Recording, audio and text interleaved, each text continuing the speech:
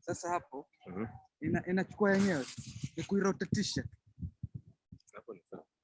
hapo chonjo. Lakini kama utapata kivuli.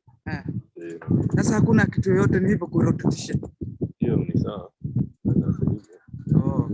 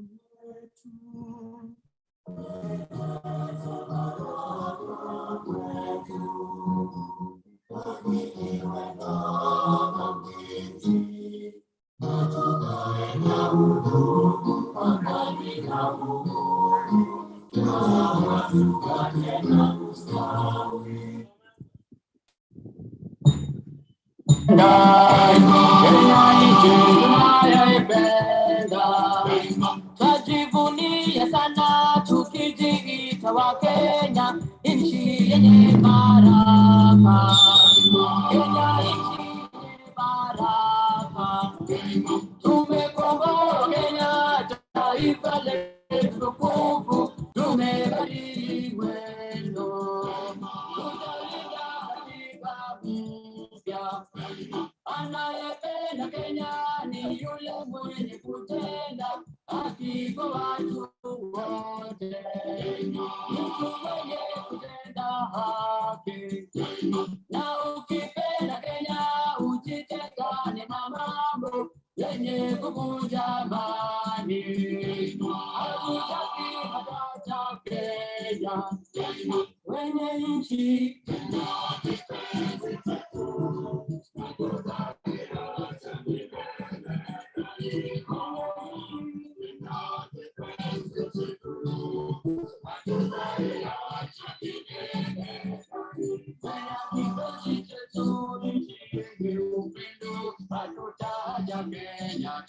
daima na milele.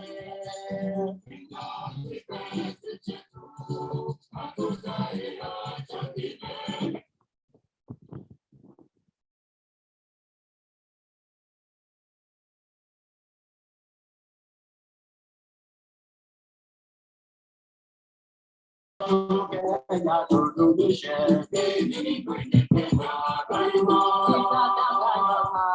na porojo, zenye kuleta chuki kati yetu.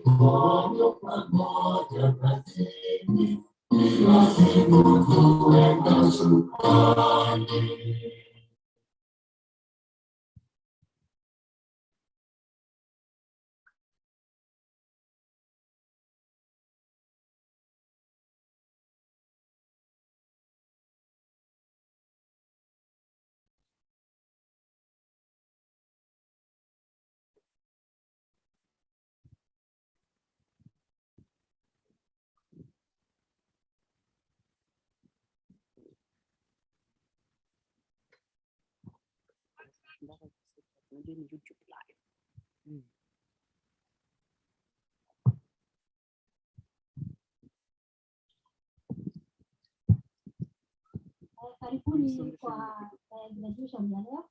Tutaanza na maombi kutoka kwa Profesa Lucas Jenga, alafu nitaweza kuelezea ratiba kuanzia hapa kuendelea. Karibu sana Profesa Lucas. Asante sana Master of Ceremony.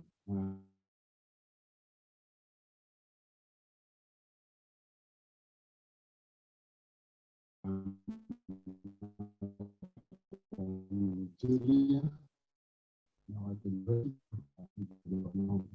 kwa sababu ya wema wako, rehema zako na baraka zako ambazo hazina kifani. Asante kwa sababu ya kutupatia siku hii ambayo ni siku ambayo sio ya kawaida, siku ambayo ni ya kufana, siku ambayo uwepo wako uko pamoja nasi. Baba, tunakushukuru kwa sababu wewe ni Mungu wetu, wewe ni Mungu wa kweli, wewe ni Mungu wa rehema.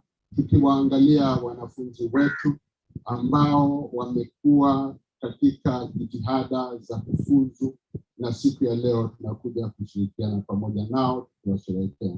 Baba, tunakushukuru kwa sababu ya mambo mengi ambayo umeyatayarisha ya kufanya siku hii iwe ni siku nzuri. Asante kwa sababu ya kutupatia hali nzuri ya anga. Asante kwa kuwaleta wageni wetu kutoka nyanja tofauti, kutoka Nairobi, kutoka Mombasa, kutoka sehemu nyingi. Tunashukuru kwa sababu wewe uliona imefaa na itakubidi utubariki ili tuweze kukushukuru. Baba, tunasema ni asante. Tunakabidhi tamasha za siku ya leo mikononi mwako, tukiomba ya kwamba kila hatua ambayo tutakayofuata italeta sifa na utukufu kwa jina lako.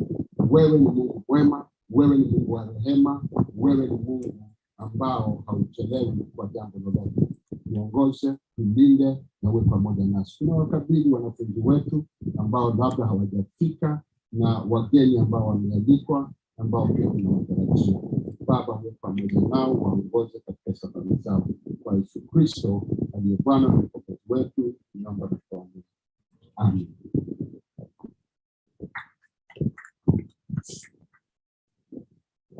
Asante sana Profesa Lucas Jenga. Lucas Jenga ndio CEO wa Didi Institute. Nitaanza na kujitambulisha ili tuweze kujuana. Nitakuwa MC katika sherehe ya leo. Mimi ni Julia Wahome kama vile ametangulia kusema.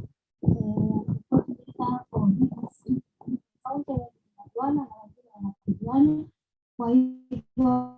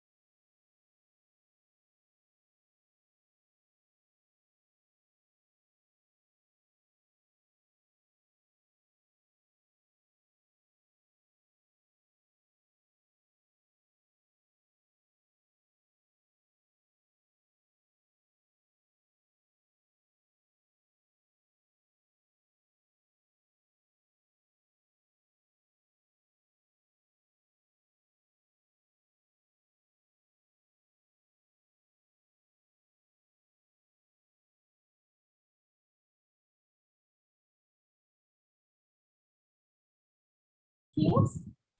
And today, many of you will proceed to your own businesses or employment. Others will continue to do your grade tests in grade 2 and 1.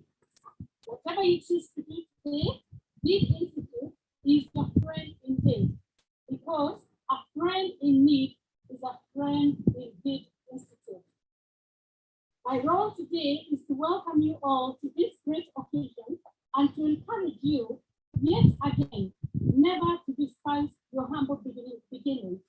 And finally, I would like to take this opportunity to welcome you to this great occasion and also to congratulate each one of you for the effort you have put and for the achievement that you have attained today. You are most welcome.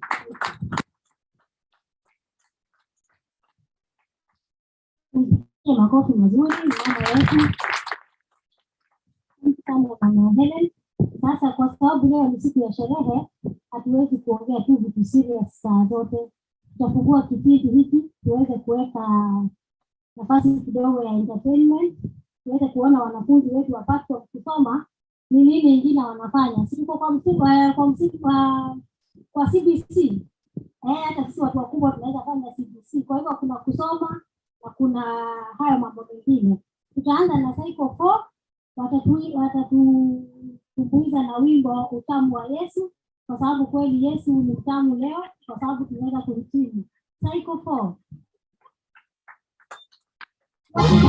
Kujitayarisha hapo watafuata na Frida Chome atatuweza kutupatia maneno kidogo. Cycle 6 wajitayarisha tuende na tufuatilize hivyo. Cycle 4.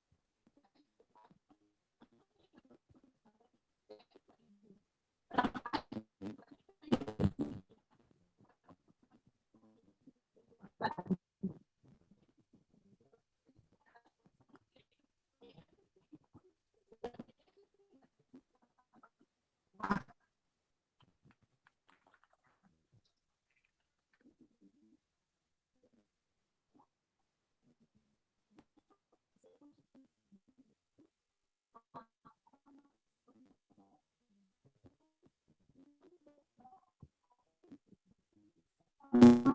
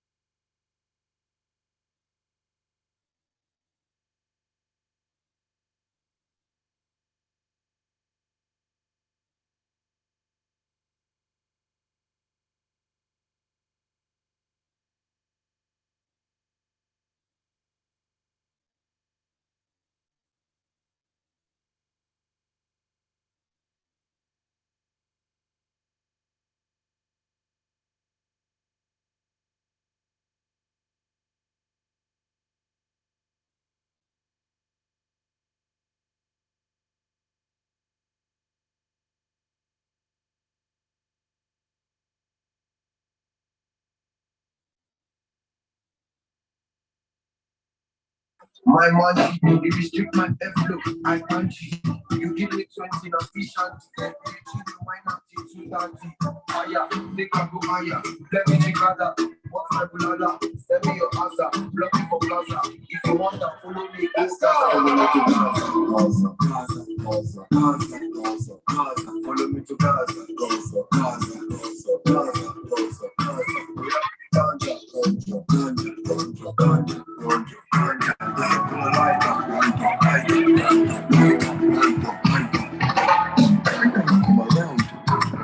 Hear them a show me love.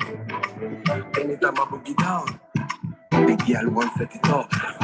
Who get money now him be the man. When they make the people discuss. Own your majagaban. Yes, make you report.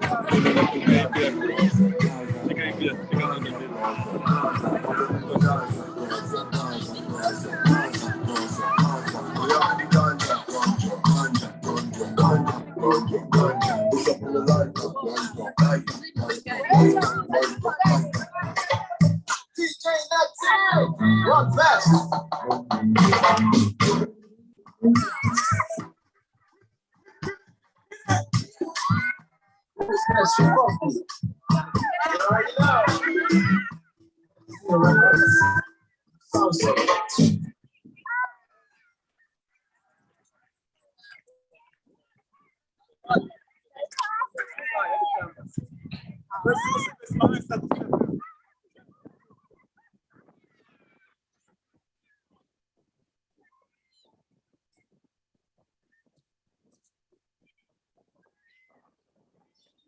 Kisha Naomi aweze kutupatia speech on behalf of the class for Cycle 7. Thank you. Good morning. Asi tunashukuru Mungu kwa kupata hii nafasi kuja hapa. Mnavyosikia naitwa Naomi. Mimi nilifanya agribusiness upande wa beekeeping. Mimi ndo beekeeper hapa. Ndio. Sawa. So sisi tunashukuru Mungu kwa maana alituleta, maana sasa hivi tu kwa attachment na tukaribu kumaliza. Pia tunangoja exam na tuna hope tutapita. But that's be blessed.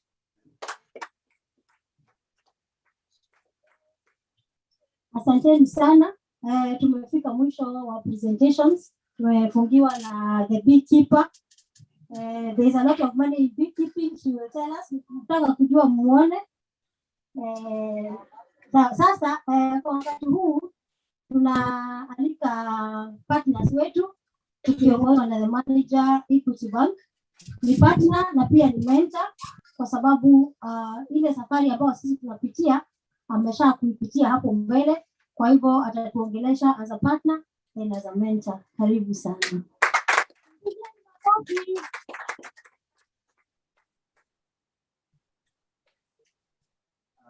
Good afternoon. Thank you so much for this invite. The guests from KIO, chief guests, Professor Lucas and Director, DD Institute, all the guests invited, students, ladies and gentlemen, good afternoon. I want to start by introducing myself. My name is David Mungai. I am the branch manager, Equity Malindi. And we are glad to be here. And for this invite, we've been together with Prof for close to 1 year since I knew him. And I'm glad for the work that he's doing. As Equity, we really want to support the kind of entrepreneurs that we are seeing and ensure that we become part and parcel of changing lives and livelihoods. Just a little bit about Equity.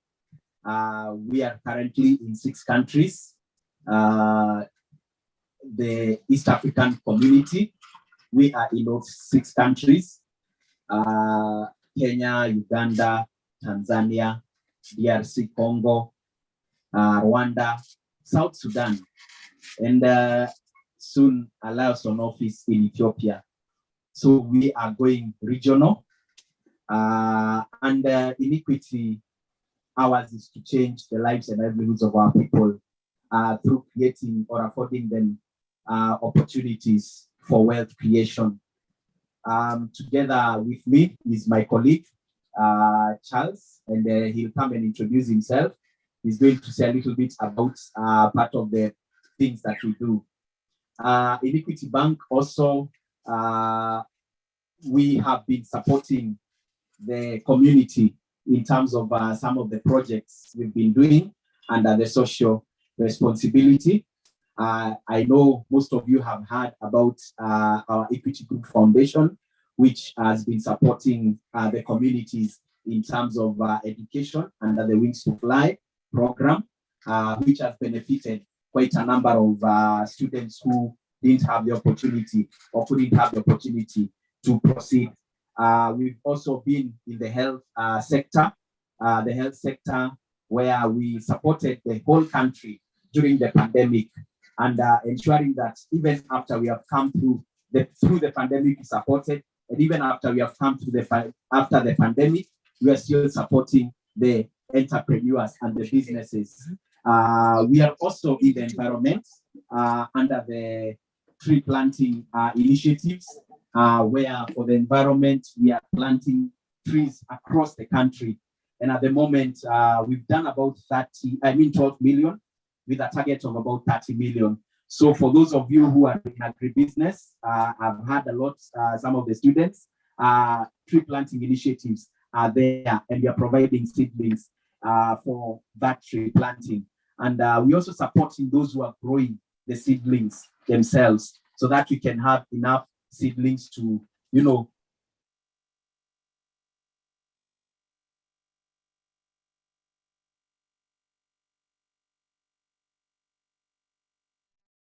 clean energy products which we are helping our customers and Kenyans at large to access. In terms of schools, we are introducing what you call clean energy under the LPG, where schools can be able to convert from fuel or wood and begin using LPG. This will assist us in conserving the environment that we live in. And recently, we launched what we call a Marshall Plan, for we call it the Africa Recovery and Resilience Plan, where it's 600 billion seed capital that has been invested. And basically, it's to assist the country to move from the COVID pandemic and recover. And the areas that we are supporting in that Marshall Plan, the first one is in agriculture. And I've had also, again, the same. Those of you who are doing agriculture, you can be part of that program where we are financing that. Another one is in manufacturing, where you are doing manufacturing of anything. We are able to support that. Those who are starting their businesses, and those who are continuing what we call micro and small enterprises, MSMEs. We are also doing the social investment. Those are the areas that we are supporting under the Marshall Plan. And I've also had a few of the students also saying they have businesses. So we have access to financing for you. And all you need to do is, the first thing is, of course, to have an active account. And once you have the active account, you're able to access facilities or loans using our phones, using the phone, what we call the digital platform. And I know the generation that we have today is a digital generation. So those who are in business already, we welcome you. You can come on board, begin transacting, and at the end of the day, you can be able to access funding up to an amount of 3 million without having to go to the bank. This is just through the use of the account and the use of the phone. So we're encouraging that to you to be able to help you grow your business. Another thing that we're doing is those already in business, especially, we have what we call a pay with equity. That is a tail number that your customers can be able to pay through. And as they pay through, the advantage with that, it is free for both the customer and you as the business person. So there is no charge that you incur. And that will help you build your accounts and eventually help you get access to credit. So those are some of the things that we are doing. So for the young upcoming entrepreneurs and the graduating class, congratulations. And I want to say that we as a bank, we are ready to support these upcoming entrepreneurs to enable them get a footing and begin life and at least change the environment. On the Marshall Plan, it has also a part where we want to create jobs. Our target is to create 25 million jobs, both direct and indirect. So when you start that salon and you're employing 2 people, you are creating a job for others. So that is the support that you are putting. And at the end of the day, we want to see that across the country and across Africa, we're able to create those jobs for the youth and any other person to enable them begin getting something for themselves. So in short, we are really glad to be here. And for the graduating class, I don't know how many they are. There are several, or it's one.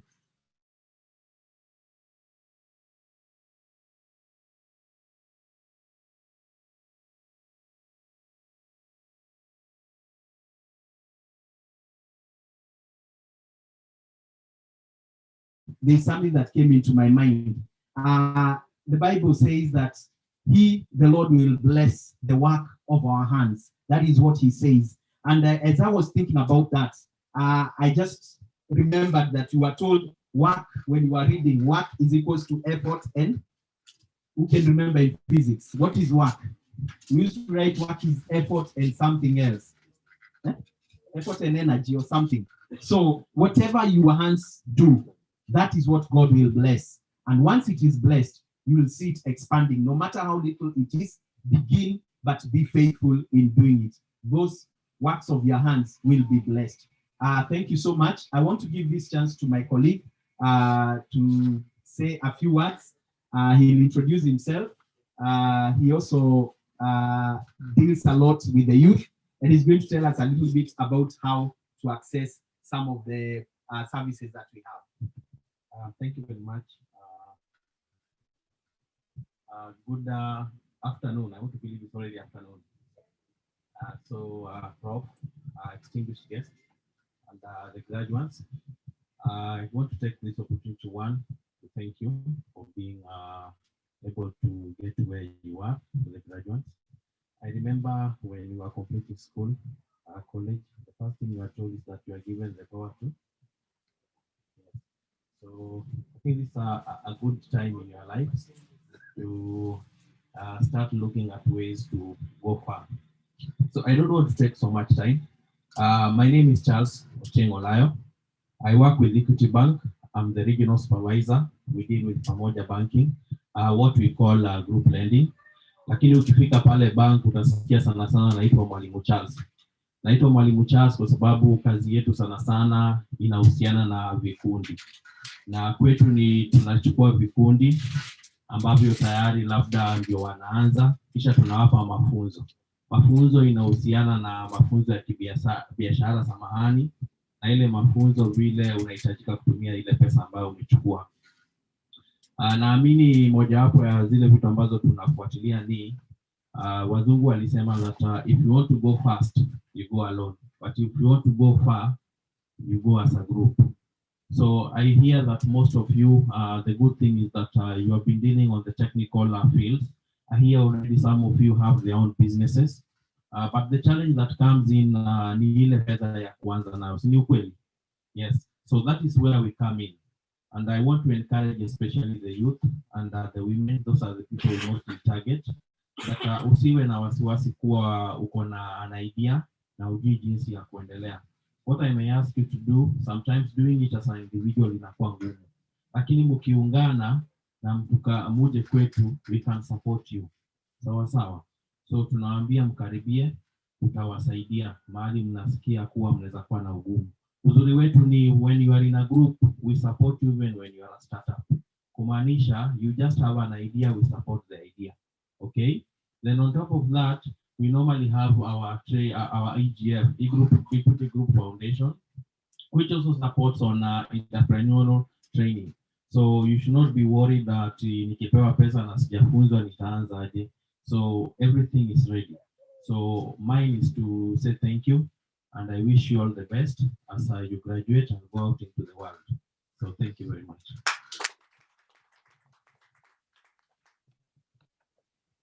Asanteni sana. Mmesikia Equity Bank, kila kitu kiko pale, lakini what is music to the ears of Big Institute is that they are environmental friendly. We are an environmental friendly organization. We shall of course be visiting you, especially on tree planting and other conservation matters, because everybody must take part in conserving this environment because it is for all of us. Nitachukua nafasi hii tutamkaribisha. Sasa tumefika wakati wa kupata zile speeches. Kabla tufike pale pa kupata zile kile kimetuleta hapa, si ndio? Nasikia mnaitwa graduates hivi karibuni mtakuwa graduates.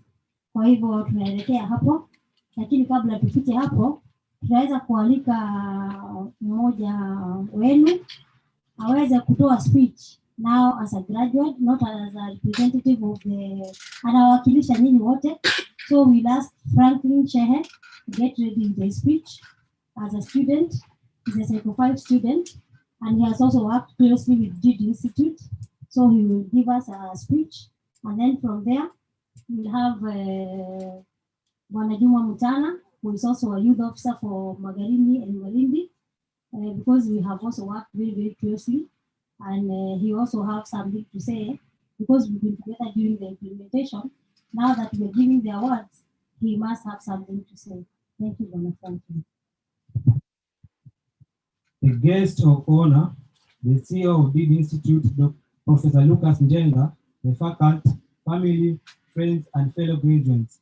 I am honored to speak to you on this very important day. My name is Franklin Shea Mambuya, Cycle 5 student. First, I would like to thank the administration and the faculty of the Institute for their hard work and dedication on our behalf. I think that the college students often take their college experience for granted as a step between high school and the real world. I thank every one of you who have made this college what it is, and every one of you who have supported my family, my fellow students, and me along the way. We have received an excellent education here, which makes it far more than a step between high school and the real world, but rather a step on to our future. Fellow graduates, today we are graduating as seniors, and soon many of us will be starting at those entry levels jobs that will be the beginning of careers. Some of us will begin higher level training. Once again, the bottom ladder. But thanks to everyone, thanks to everything we have learned so far, I'm comfortable. We will keep climbing it as if we are on an endless ladder to the heights we have never achieved before. For that reason, I urge you to make sure that you are on the ladder on which you genuinely want to be. Remember that is your life. This man called Carl Jung said, your vision will become clear only when you can look into your heart. Who looks outside dreams, who looks inside awakes. So today, I remind you all to look into your hearts and be awake before you embark upon a dream that is on your own. Up to this point, in many of our lives, most things have been decided for us. From now on, it's up to us to choose, to be sure to make your choices when you are full awake, decisions that are informed by your heart and not by what others say or think or believe. Thank you all for coming to the graduation. Have a nice time.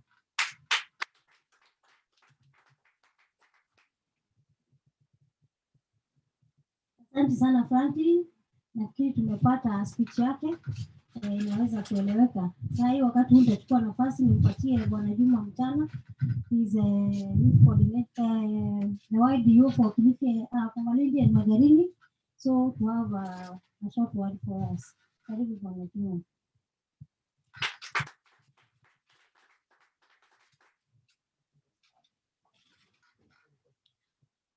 Jambo. The national coordinator, Augustine, national exec justice coordinator, KO, Madam Christian Flora, Professor Lucas Njenga, CEO, Deed Institute, my big stakeholders, Equity Bank, na wageni wote ambao mmefika, all protocols observed. Hamjambo tena. Ningependa kuchukua nafasi hii, sitaongea Kizungu, sieti sijui Kizungu, lakini huwa sipendi kuongea Kizungu, but I can speak English. Okay. Ningependa kuchukua nafasi hii kuwapongeza nyinyi wote, because ile jani tulikuwa na nyinyi toka cycle 3 mpaka sasa tumefika cycle 7B ama cycle 8 ilikuwa lakini nzuri pia, ndio kuna wale walikuwa kiniona hawanipendi because mimi ni yule mtu ambaye yuko strict na sipendi huku na huku, maana hii ni maisha yako na mimi nimepitia ujana kama nyinyi na nimetoka huku. Sasa nilipoona wengine mnaenda hivi kwa na tunafuata ili tumalize, tuhakikishe chenye tulikuwa tukiongea wakati tulikuwa tukifanya life skill induction. I remember during the time mlikuwa mnafanya induction, niliwaambia The future belongs to those who believe in the beauty of their dreams. Leo, the dream is starting. Si eti imeisha, ndo inaanza. Because mlikuwa mna dream mumalize na mkuwe graduates. Leo mna graduate. So the dream is now starting. You all have skills. For you to be successful in life, ile skill uko nayo, you have to also think outside the box. Hata kama wewe plan, and if you are not going to think outside the box, utabaki pale pale ulipo. Because nilipokuwa University of Nairobi years back, there's one professor alikuwa anatufundisha philosophy of education. Alikuwa anaitwa Gresham Omaya.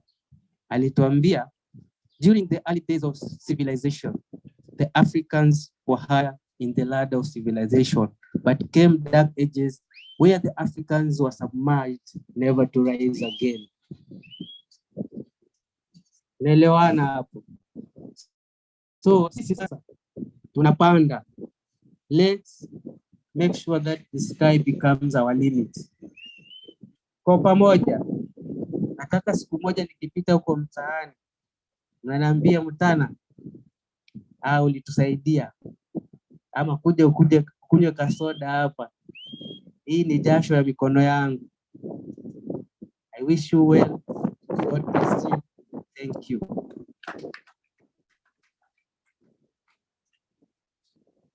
Asante sana. Katika maisha lazima kuwe na yule ambaye ako very strict ndio kazi iende, na kula yule mwingine wa kufanya vitu soft.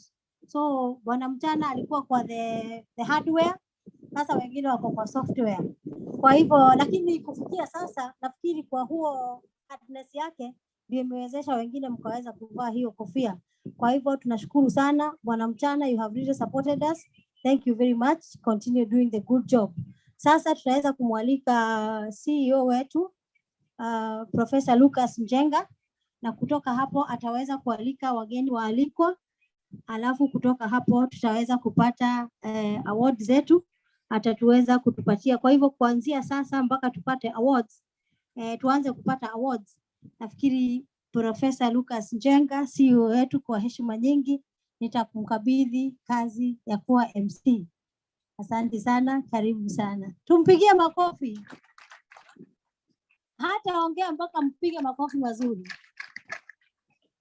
Asanteni sana. Karibu sana Prof. Asante sana Madam Julia kwa kuongoza vizuri mpaka hapo ambapo tumefika.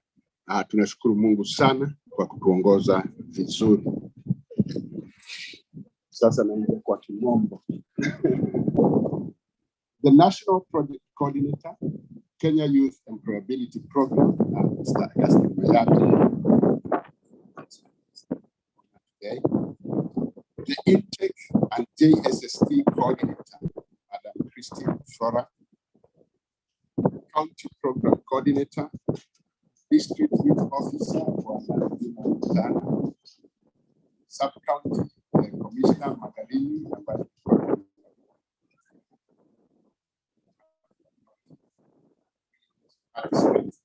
Our Senior Chief Magarini location, Mr. Shilingi. Elected officials about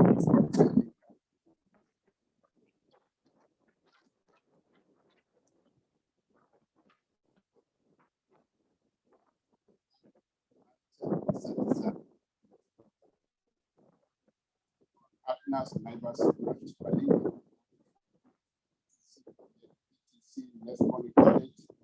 graduates of our inaugural graduation ceremony hapa Magarini Sub-County, wazazi wetu wapendwa na majirani ambao mmekuja siku ya leo, all protocol observed, na wasalimia hamjambo. Saya siku ya leo nikiwa nimesimama hapa kuja kwa sherehe hii ya bao jana shukrani, jana hizi, jana maono, jana wenye mpangilio mzuri mzuri ambao siku ya leo wamefanya hatua kubwa mbele. Wasimame wote all the graduates, wale wote ambao wamemaliza na wamehitimu siku ya leo, tafadhali simame. Haya, ningependa kuwauliza wote ambao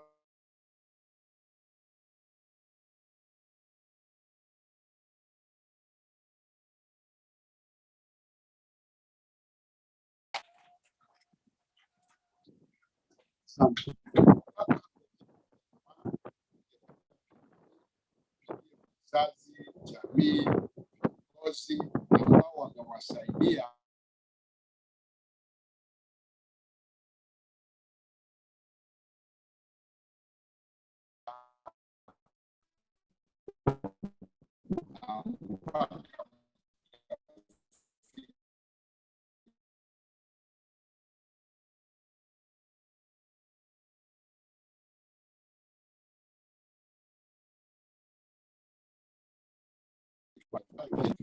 employments. As a founder of the DCSS in the UK, I had a singular vision of meeting the needs of all our Kenyans in the diaspora who had gone there to seek for greener pastures, but they didn't have the skills that they needed. I developed courses that ranged from a one-day course with certificates all the way up. And that did not stop in the UK. God has made a way, and today you are beneficiaries of the similar program.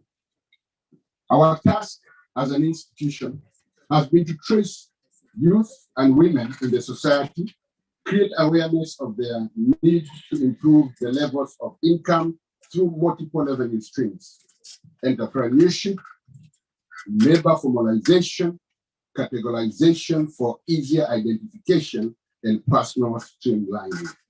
Labda hapo tu ningetua kidogo niseme hiyo ndio ilikuwa safari yangu mimi binafsi, kwa sababu nilikuwa mmoja kwa jamii ya watoto 17.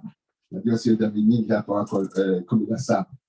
Na nilikuwa mmoja katikati ya wale viongozi ndani ya hiyo jamii, kwa sababu I was a second born.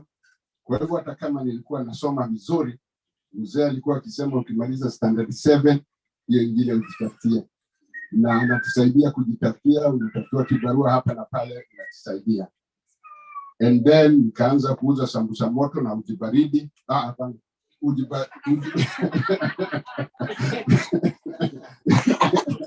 nikaanza kuuza sambusa moto na uji moto, nikawa nikizunguka kama wale ambao tunawaona huku Malindi, na ikafanikiwa sana kwa sababu nilifanya nikiwa na raha.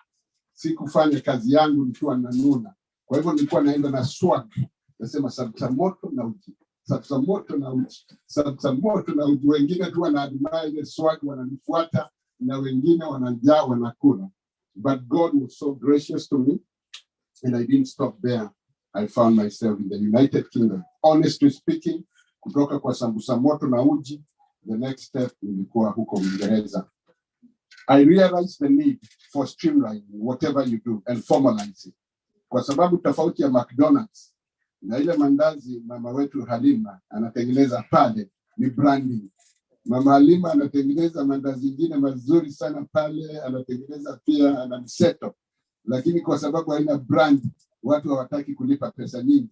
McDonald's akitengeneza hiyo mandazi ya mama Halima, inawekwa hiyo formalization yote, inakuwa very expensive. Kwa kifupi, that is our responsibility. Hiyo ndio kazi yetu sisi kama Deed Institute, kuwasaidia vijana wapate hizo skills, lakini pia waweze kutambulika. Deed Institute has established several programs that ensures that our youth and women are not only trained and skilled, but are also engaged in various aspects of personal development and social integration. Our operations in 8 counties of the nation vary extensively, giving our youth the opportunity to crisscross the nation, expanding their exposure and cultural integration. Our guest of honor and our guest today will be graduating students who are accompanied by their counterparts from Kakamega, Machakos, Bungoma, Kisii, others from other parts of this vast regional coast, from Tuapa, Magarini, Kaloleni, Kilifi, all the way to Lamu.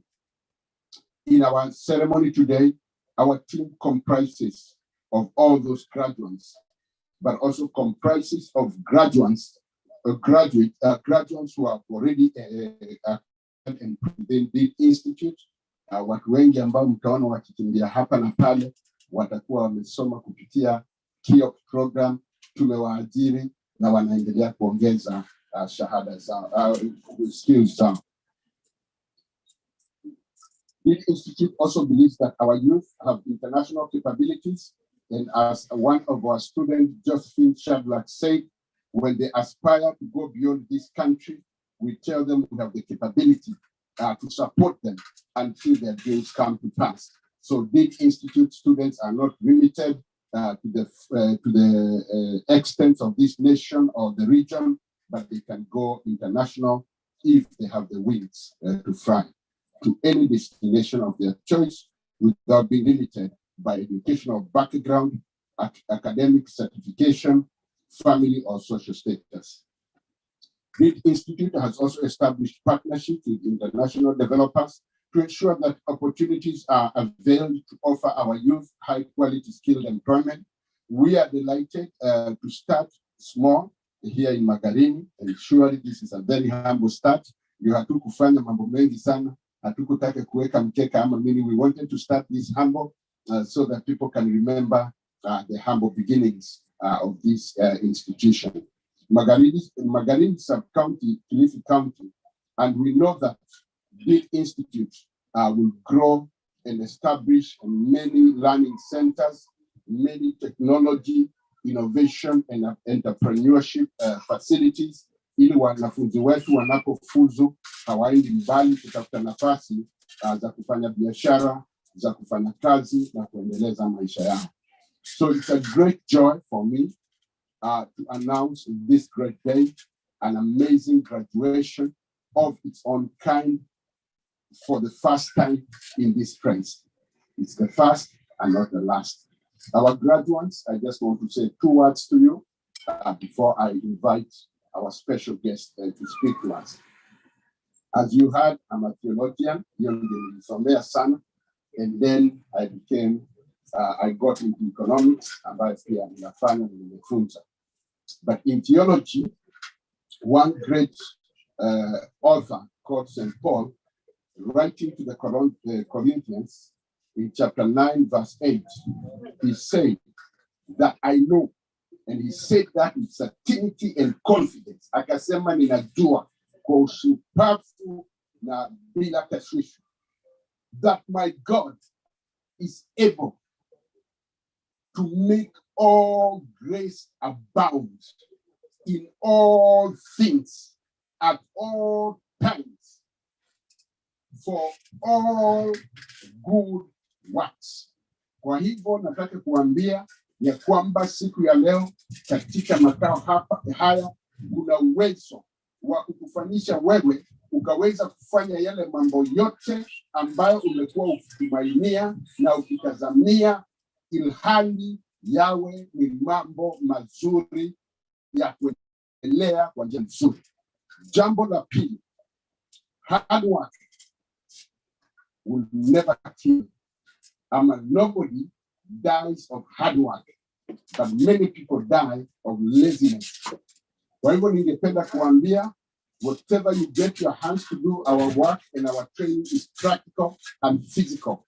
Every effort that you undertake to do, put every effort knowing that your hard work will result to great success. Remember, success is not a destination, success is a journey. Siku ya leo tunaanza safari katika kufaulu katika maisha yetu. So we as Big Institute are here to mentor you, to support you, to help you to increase your skills. So what you have got today is a beginning, but there's opportunities for you to progress mpaka ufike juu zaidi. I would also like to conclude by saying our offices are now open here in Magarini. to serve the entire of this area in many ways. But feel free to interact with us. You all be given brochures with contacts and information ambao unaweza kufuata. Besides the support that we have from our National Coordination Office of Kenya Youth Employability Program, umesikia pia tuna uhusiano with other businesses and organizations and financial institutions ambazo tunaweza kuwashika mkono na kuwafikisha pale naenda. I just want to single out one student. I know it takes so much to decide who to be singled out. In every county ambapo tutakuwa na graduation nitamtaja mmoja. And this one I want to mention June Athiambo. Is she still around? June, maybe you can just come out. June, as she has said, personally, I mentored her in the progress of her training, but her and one student who's not here became exceptional in their efforts. One day, June was in her internship and she was riding on a bike to connect between supermarkets, and she fell and wounded her hand very badly. But as soon as she got the plaster, a few days, she called me and she said, "Where else can I go? Come on, June, you should be resting and recovering." But you could see the passion and determination. Now she's working as a sales representative for Epic, the Epic branch, which is sole distributorship of medical products. We have a lot of opportunities in these big companies, but remember, sometimes when something happens to you, you might start hitting yourself and feeling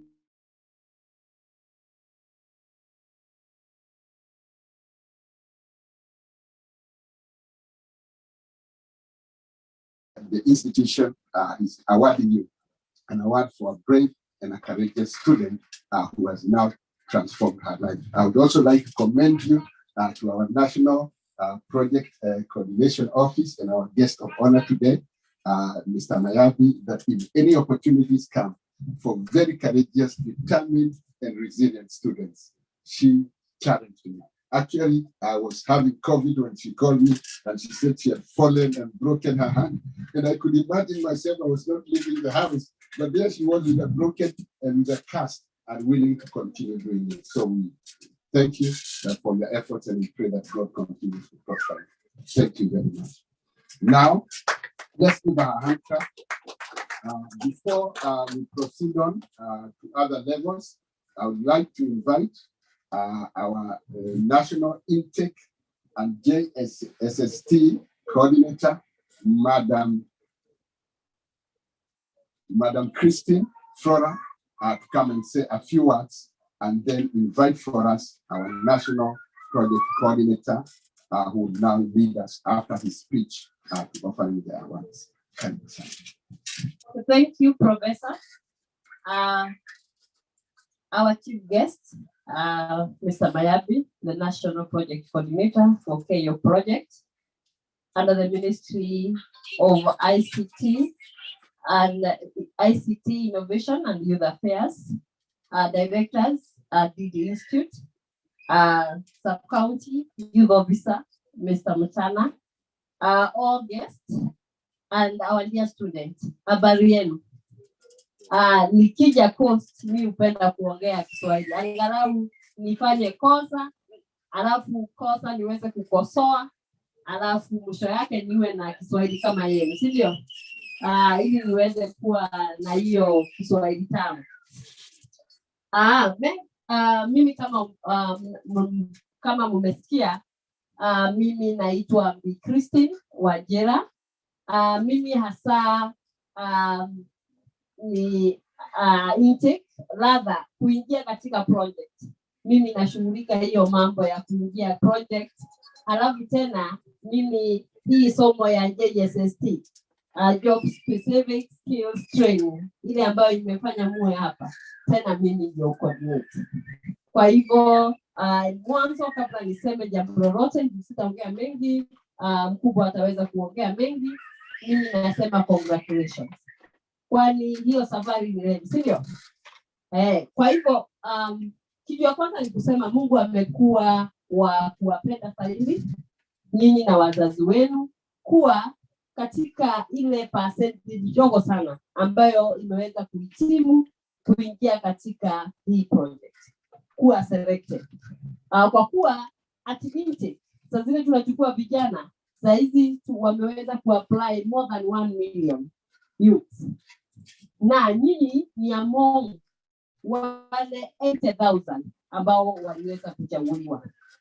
Tunachagua sisi, hatuna brother, hatuna sister, hatuna neighbor ama mtoto wetu, ila tu tunaweka majina yenu vile mmefanya application, alafu tunapinya nini, computer.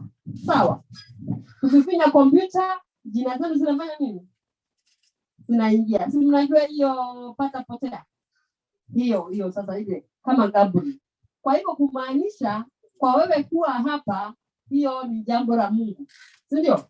Ndio mwingine angepata out of the 1 million wale ambao walifanya applications, only 80,000 walifanya nini, kuchaguliwa. Na hata out of that 80,000 sio wote ambao wako hapa, wengine walichaguliwa lakini kwa jambo moja ama lingine hawakuweza kuendelea. So first of all is to thank God and also to congratulate you kwa kuweza kufika hapo. Jambo lingine ambayo nashukuru na nasema niko na raha ni kujua kwamba nyinyi mlisoma life skills training. Ni kweli kwamba hata sasa zile naona mkiingia hapa yale mnayofanya inaonyesha kweli mlionyeshwa kuwa watu ambao wanaelewa, si kweli? Watu ambao wanaweza kufanya communication. Manda alipoingia hapa na wimbo aliwaambia ingieni hapa, tumebarikiwa, tuseme we declare our space, si kweli? Na tuseme we are going far na everything that we touch will be blessed. Mlikuwa life skills training iliwafungua kujua you have to make your own you have to pave your own way for your success. Alafu jambo lingine ambalo nafurahia na I congratulate you ni kuwa mlifanya core business training. Core business training hasa inaonyesha nyinyi mambo ya biashara, ni kweli? Na nimesikia wengine wamefungua biashara yao. Nikisikia hivyo najua kwa hakika hiyo biashara umefungua, umeshaambiwa kabla ukule kitu, umeshaangalia biashara iko aje, si ndio? Alafu kidogo ndio unafanya nini? Una save, na nyingine ndio unafanya nini? Unakula. So definitely you have been prepared for how to manage the business as even you expose yourself further. Kitu kingine ambayo tunafurahia ni kusikia at JSST, that is job specific skills training. Wengi wetu na wote tuliweza kuchagua course na hatukuachia hapo, tulichagua tukasomeshwa through did, na kutoka hapo tukaweza kuwa hata katika internship, na wengine wenu mmepata kazi huko, si kweli? Na wengine mmeanza biashara, na wengine mmeanzia hata saluni na nini. Kwa hivyo tunasema kweli we are very happy. Then from there tunaingia katika certificate ile ya NITA, kuwa wewe unatakiwa kufanya mtihani ili upate nini, certification, si ndio? Usiwe Mr. Mtana amesema kulikuwa na document ile ilikuja ya African, si ndio? Tafadhali unaweza kuwa umeenda hii safari yote halafu shetani alete document, unaona, ukataka kufanya nini, kufanya hiyo mtihani, na uende muambie wengine juu nyinyi najua mmefanya, juu wengine mnamaliza hiyo JSST lakini hiyo document inaingia unakataa kufanya nini, mtihani. Ukifikiria mtihani ni ngumu, mtihani labda uwe na Kiingereza, ndio mimi siongei Kiingereza because nataka niongee Kiswahili ujue hata mtihani unafanya nini. Hiyo bora umejua kushuka nywele, wewe umepita mtihani, si ndio kweli? Lakini kwa wale ambao wako 7B wajue, na wale ambao hawajafanya mtihani sio vile unajua kuongea, inakuwa kama wewe ni plumber unajua kuconnect that. So tunataka vijana wengi sana wapate hiyo certification. Kwa hiyo tunasema hivyo, the government saa hizi inasema hivi, ikiwa nimefanya hairdressing naweza kuwa naitwa professor kama professor tu yule ambaye ako hapa.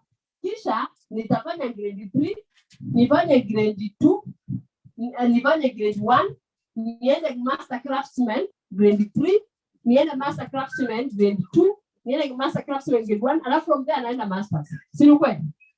Alafu kutoka hapo nikienda masters after ni PhD.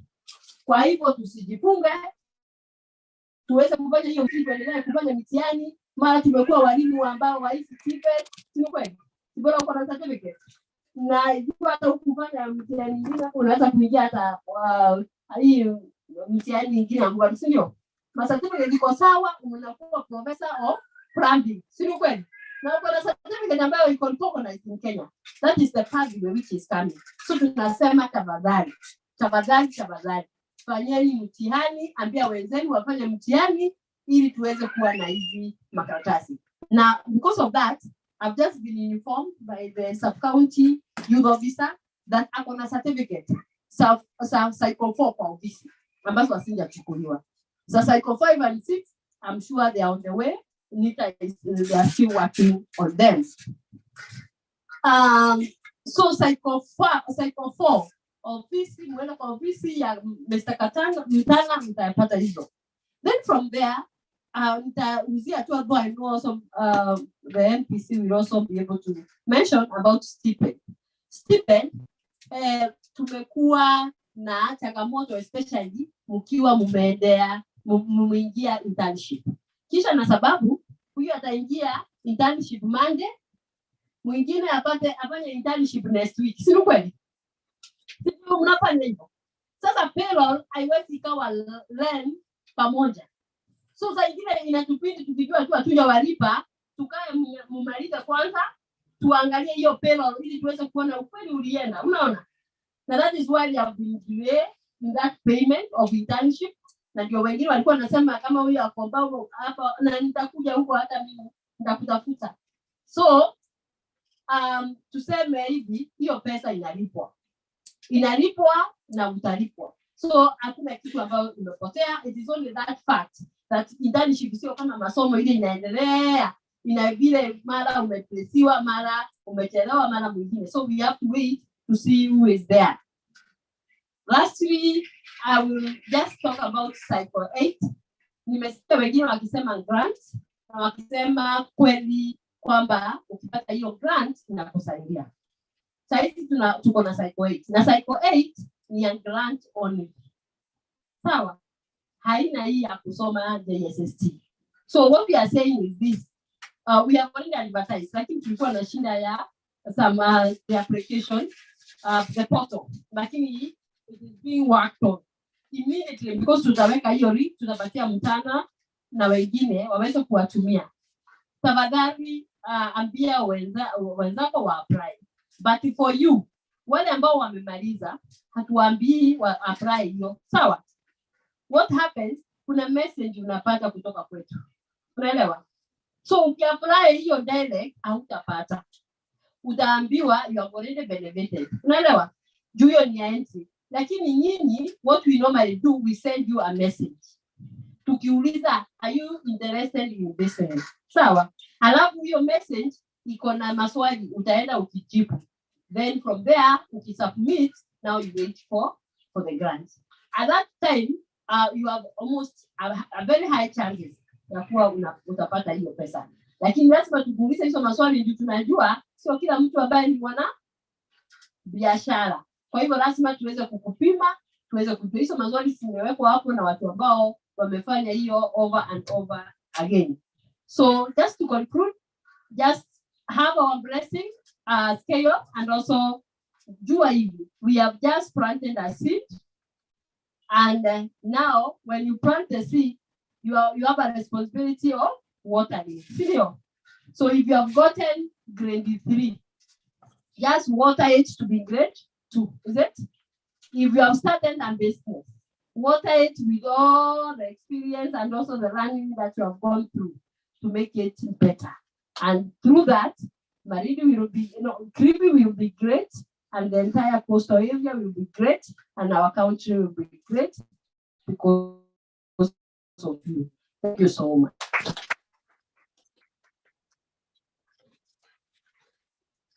Okay. Sorry.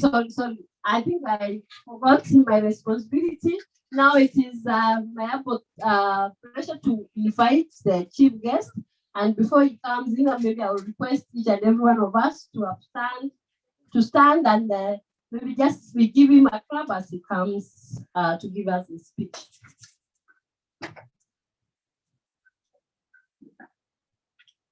So who was Mtana?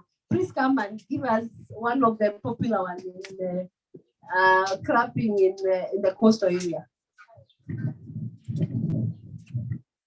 Itabidi tupige tu ile kawaida ya nyayo. Tunapiga makofi matatu, sawa? Moja, mbili, tatu, sawa? Haya, twende. Moja, mbili, tatu, funga, fungua. Thank you for the National Project Coordinator. Thanks. Thank you. Yes, as Chief Officer, Madam Christine. Kwa hivyo wakurugenzi wa DEED najua wawili hao. Ofisa wetu, ofisi yetu Nyanjani, wageni wetu wote na vijana, mjambo? Wazima nyinyi, sio? Nashukuru hata mimi naitwa Mayabi Augustine, hizi anaelezea nasimamia mradi huu. Nataka nishukuru DEED, wakurugenzi wa DEED, wageni wetu, vijana wote wa kike kwa wa kiume ambao wamefika siku ya leo kwa ajili ya shughuli hii. Na nishukuru DEED kwa kuweza kupanga. Sio kazi rahisi kuweza kupanga. Sijui kama kuna wazazi kule nyuma. Asante wazazi pia.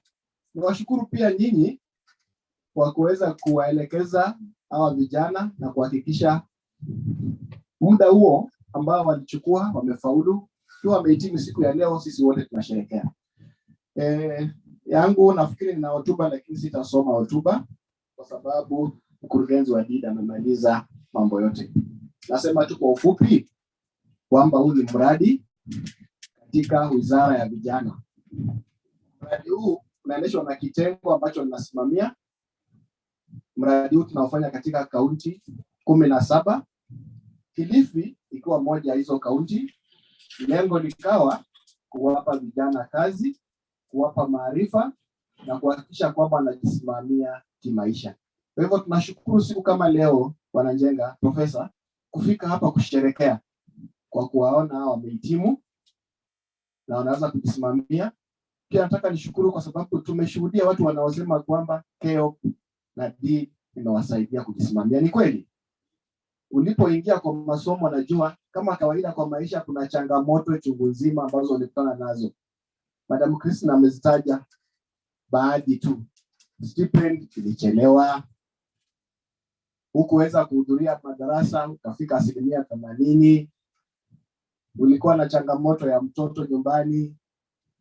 Mrembo, labda ulikuwa na changamoto ya mwenzako ambaye mmeishi pamoja kueneza acha ya masomo. Labda ulikuwa umezoea kujitafutia hela kila siku 200, 100. Sasa leo unawekwa kwa muda mrefu ndipo ulipe. Lakini wale ambao mmehitimu siku ya leo mkawa hapa, nataka niwashukuru. So it's my great honor to be with you today to celebrate why you are here today. That's why nasema kwa wazazi, asanteni kwa kuweza kufanya shughuli hiyo. Kwa hivyo kwa ufupi tu pia mimi kwa niaba ya Profesa Njenga, siku ya leo PS anapenda hafla kama hii aweze kushiriki na mahafala graduates just to celebrate what the department has done. And I'm sure they have shared with us, most of them are in employment, and that's a great opportunity. I even know for DEED, ni changamoto, sio? Malipo, tunachelewesha wakati mwingine sasa karibu miezi 8, lakini mwaweza kupanga shughuli kama hii. We want to thank you most sincerely in terms of for behalf of the project for the efforts you put in. Nataka niseme hivi kwa wale ambao wamehitimu, mradi huu una mambo mengi. Madam Christine ametaja training and internship, yale mafunzo ulipata, uwe na elimu ya chini ama ya juu, eti wewe leo unaweza kuvaa hiyo nguo. Na nataka niwaulize wale ambao wametoka katika familia ambayo watu waligraduate kitambo, walihitimu, hata unaona uniform yao pale. Tukiwa tunasherekea, kijana mmoja kule Kisumu akatueleza, kwa familia yetu mimi ndio nilikuwa nimedharauliwa kwa sababu wale wengine ni graduates. Lakini sasa leo ni graduate, nimevaa uniform, nimeleta wazazi wangu, na cha mno ni kwamba nimepata kazi ya welding, napata hela zangu. Sasa ndugu zangu wale ambao ni walimu hata wananitegemea mimi kwa sababu naweza pata 3,000, 4,000. Kwa hivyo kwetu nyumbani mimi ndio kusema. Wale wengine walikuwa graduate wa university mapema pia wananisikiza. Nikiongea siku hizi wananyamaza. Lakini awali nilikuwa nikiongea wanasema wewe nyamaza una nini. Kwa hivyo masomo haya ni muhimu. Si muhimu, si ndio? Wazazi, muwaunge hawa mkono, muwaongezee motisha kabisa waweze kuendelea hata kujikimu kimaisha. Kwa hivyo wale ambao wamevumilia wakafika siku ya leo, nasema asante.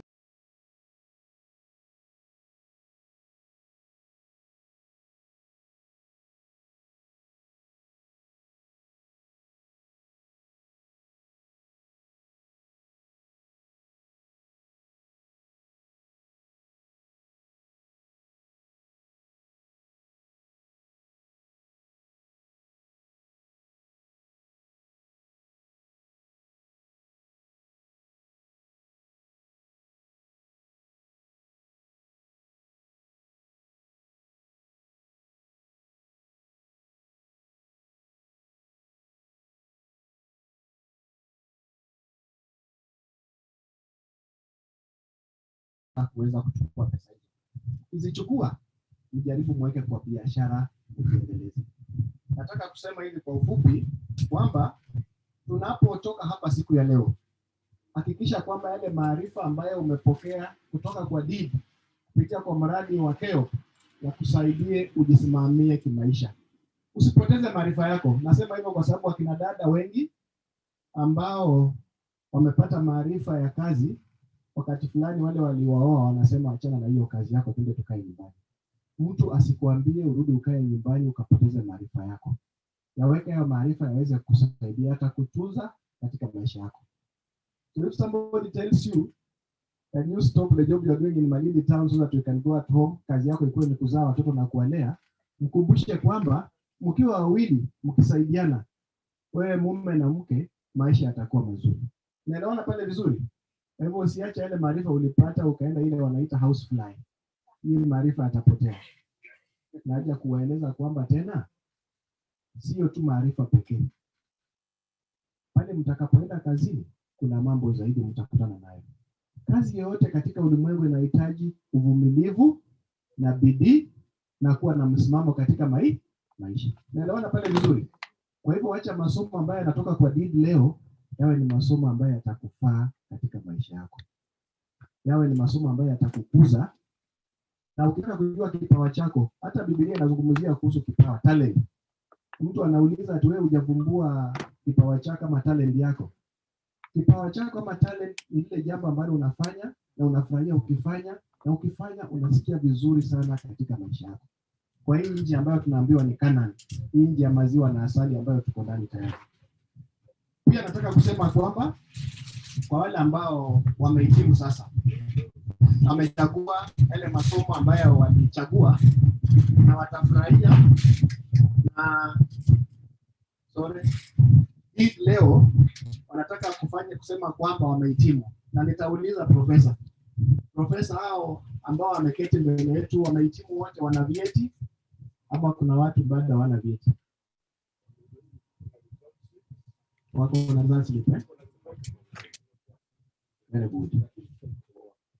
Thank you. Kuna ndugu wetu walita hapa kweli? Hayuko? Kwa hivyo wale ambao wanatafuta vyeti vyenu, tafadhali nataka mtafute na mzungumze na profesa vizuri. Wale wanasikia pia kuna kazi ng'ambo, wale wanasikia kuna kazi sisemi Arabia, mimi nataka kusema Qatar, nataka kusema kuhusu hata nchi kama Dubai. Naelewana vizuri? Wale ambao hawajajua Saudia kuna shida kwa sababu bado kuna utumwa. Ni vizuri tuwaelezee vizuri wakati mwingine, kwa sababu ni kazi yetu na kuwashauri.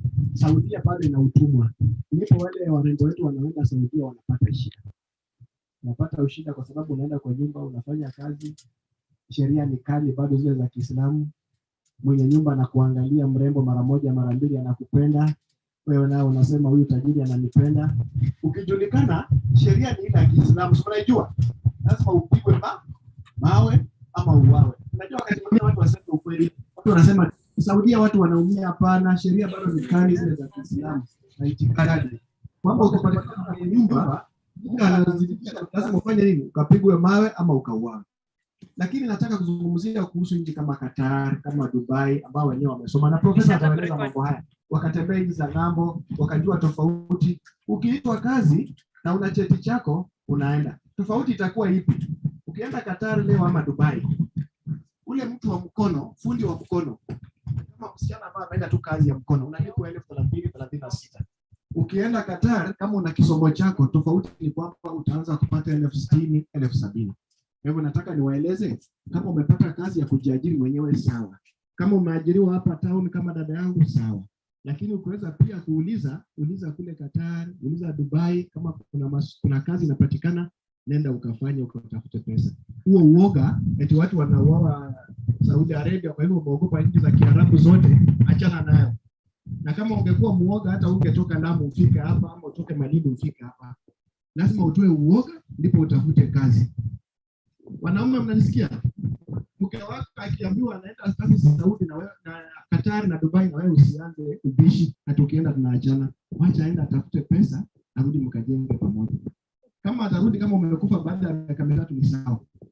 Lakini mpe fursa aende atafute. Na nyinyi warembo pia kama kuna waume hapa wasema wanaenda Qatar wanaenda Dubai kazi, wacha waende watafute kazi waruhusu. Useme eti mtu mwingine atamnyakua. Kunyakua atanyakua hata kama mnaye kwa nyumba. Mpe ruhusa. Kwa hivyo mtoke nje mkaweze kutafuta. Haya masomo ambayo dini imewapa yao ambaye yatawafaa katika maisha yenu. Kwa hivyo nataka kusema nikimalizia kwamba maarifa haya yaweze kuwasaidia nyinyi muweze kujiendeleza. Sisi tunawapa nafasi ambayo tumewapa. Usiangalie kisomo chako, usiangalie Kiingereza. You can't speak fluent English and you know prof. Watu wa kutoka Kenya waelewe wengi. Sio nchi nyingi zinajua hata Kizungu. Kuna nchi nyingine nyingi ambazo za wazungu kule ng'amba hata Kizungu vizuri hawajui. Lakini nyinyi mnajidharau ati sasa sitaongea Kiingereza, sijui Kiingereza. Jaribu ile unayoweza. Kwa hivyo toka utafute kazi mahali yoyote popote, hata kama utatumia sign language utatumia. Kwa hivyo anasema kwa ufupi nawapa tu changamoto, wacha haya masomo ambayo did inawasaidia kupata yawe na manufaa kwenu. Sisi tunawaombea. We wish you all the best, the graduates. Wazazi, leo mkaandalia hao watu kitoweo vizuri. Wamekuwa ni wavumilivu. From the lowest level of education up to where they are graduates, they have put in the best. They have put their best foot forward. Can you encourage them so that from where they are, they can go further? And we will say today, go and do all that appertains to what you are trained by did. Yale maarifa uliyopata nenda ukayatumie vizuri yaweze kufaa. Nasema asante did kwa kazi nzuri. Thank you partners for the effort you put in to ensure that did succeeds. Thank you the graduates for your patience, for your hard work, for your resilience. Parents, wazazi, asanteni kuweza kuhakikisha kwamba walipokosa nauli uliwapa. Walipolegea kidogo ni kama wanafifia uliwapa moyo wakamaliza siku ya leo. Sisi kama kio tunataka kusema asanteni na tunawaombea na tutawashika mkono kuhakikisha kwamba mahali mlipo kama mna changamoto tunawasaidia kuendelea mbele. Kabarikiwe nyote.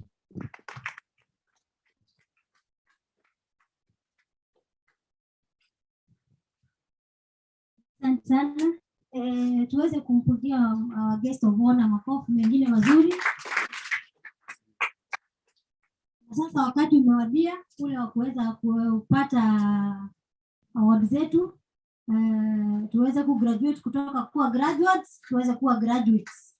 Kwa hivyo nafikiri tunaweza kusoma majina kufuatana na course. Ukiitwa jina lako unapitia hapa unapata award yako, alafu unazunguka hivyo unarudi pale, ndio tuweze kupata picha nzuri na pia tuweze kupeana nafasi na wale ambao wanakuja. Naomba ukiitwa jina lako unasimama na unajongea mbele haraka haraka ili tuweze kuokoa muda.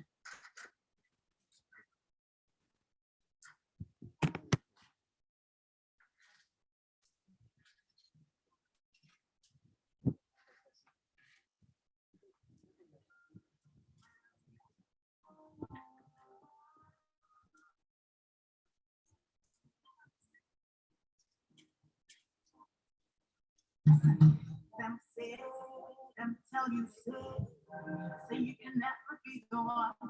Can't say, make I tell you say now you need you in 1 month, 1 week. You will sing a new song 2 days, unless I die.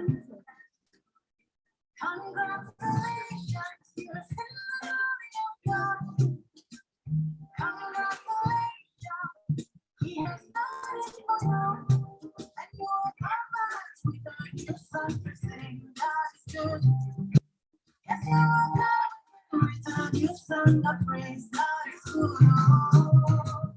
Come back to it.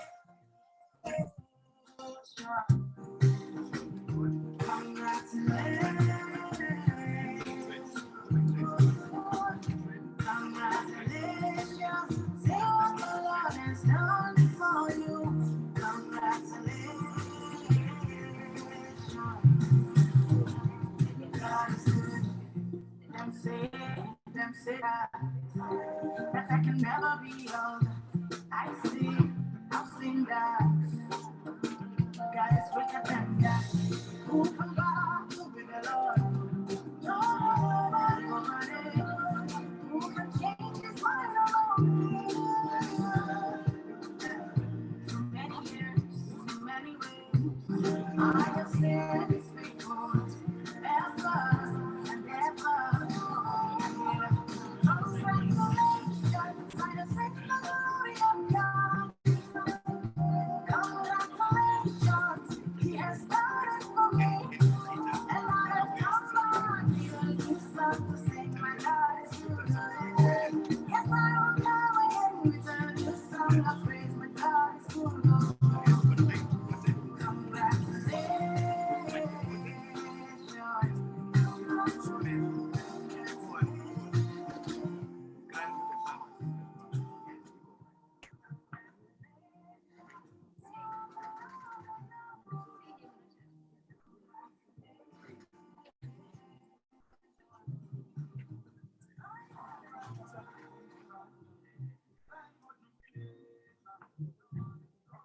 Haya, asante DJ.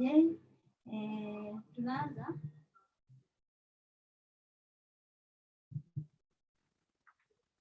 Tutaanza na hairdressing class ambao watapewa award.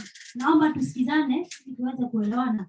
Hairdressing class, so nitawaita, mnapanga laini hapa, alafu mtaweza kupewa award na guests of honor, Bwana Augustine Mayabi. So mtasimama hapa, sitaki tupoteze muda mwingi sana. Nikikuita jina unajongea hapa, unasimama hapa wa kwanza, akikupatia unazunguka hivyo.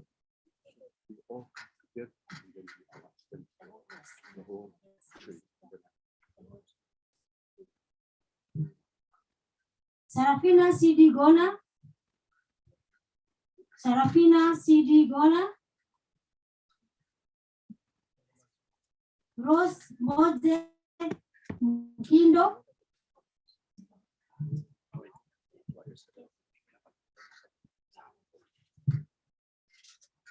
Rose Moze Mkindo. Millicent Mwavita. Mary Kanzi Musimi. Winfrida Chome. Gladys Pendo. Christine Tina Kaingu. Rose Mwende Kutwa. Christine Pendo. Mary Nyajua Jewa. Mary Nyajua Jewa. Margaret Zawadi Nzai. Yunus Abdalla.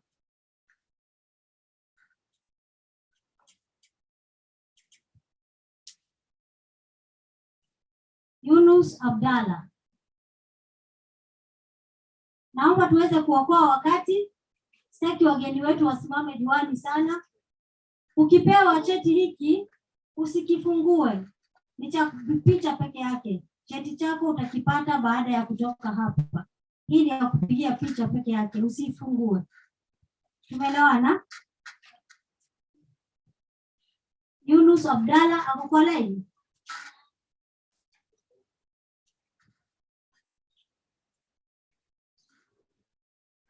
Nafikiri tutamwalika mgeni wetu wa heshima aweze kuwapatia zawadi, na sisi tunawapigia makofi. Wakati wako ukifika pia utataka watu wakupigia makofi.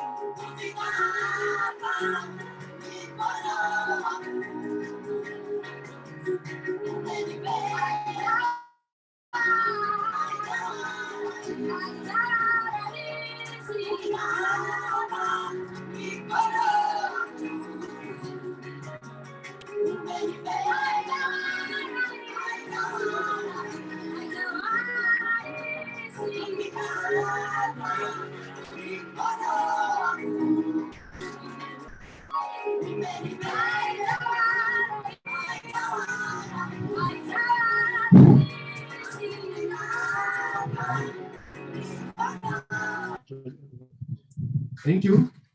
So I hereby, the graduates, where are the graduates? Graduates, you've not graduated. You're only graduates. Where are the graduates? Graduates, msimame tu hapo tuwaone. Therefore, I give you the powers to do all that appertains to hairdressing, taking to this trade. Go and be the light to the world. Thank you. Wakati hao wengine wataalikwa, ningewasihi mnaangalia wapigaji picha, mnamsalimia mgeni wetu wa heshima ili tunaweza enda kwa utaratibu. Wao wanaweza keti, wengine mkiitwa tafadhali mfuate hiyo utaratibu na msiondoke hapa kama hamjapewa powers. Ile kitu umekuja leo ni kupewa powers. Asante. The next group is beauty therapy. Tutaanza na Dorcas Mwango, Jennifer Kwekwe Karisa, Kimani Mary Nyakanini, Fatuma Waka Salimu, Purity Santa Karisa, Catherine Gila, Santa Yundo Kenga. Tuokoe wakati.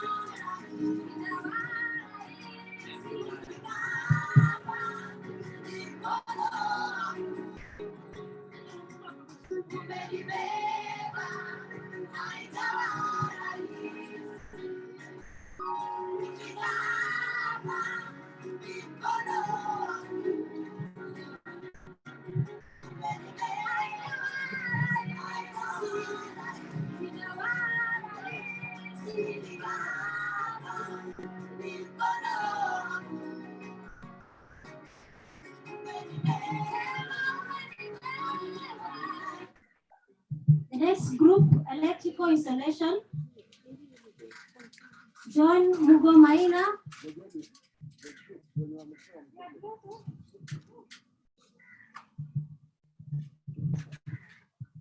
Thank you.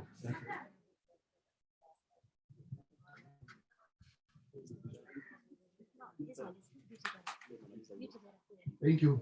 And by the power conferred upon me, I give you the powers to do all that pertains to beauty therapy.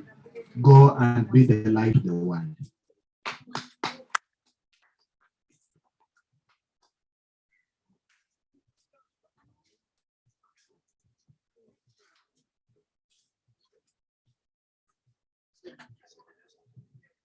Samahani will do masonry. Jacob Amani Safari. Enoch Katana Kazungu. Benson Wilson Nzai. Watu wa food and beverage mjitayarisha, ndio mtafuata watu wa masonry. Masonry, Jacob Amani Safari, Enoch Katana Kazungu, Benson Wilson Nzai.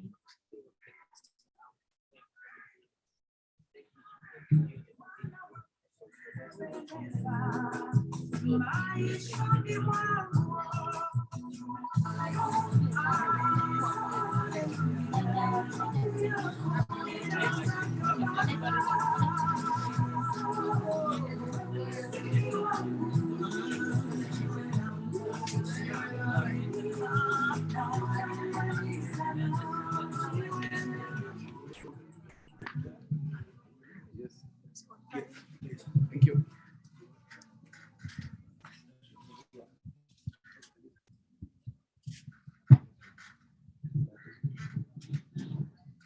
Thank you. So by the power conferred upon me, I give you the powers to do all that pertains to masonry. Go and be the light to the world.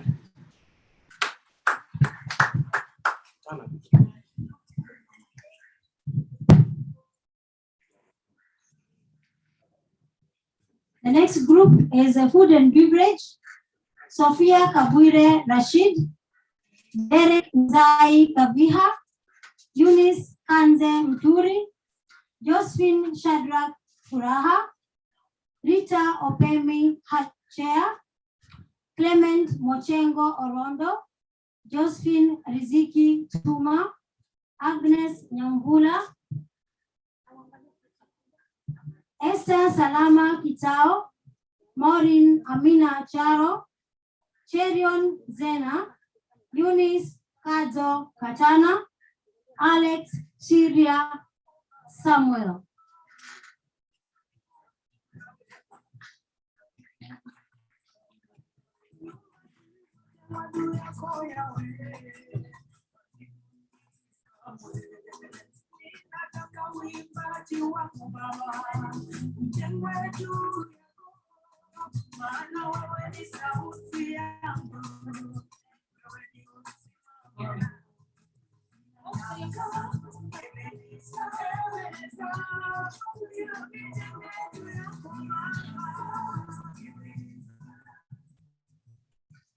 Electrical installation wajiandae. Angalia mbele.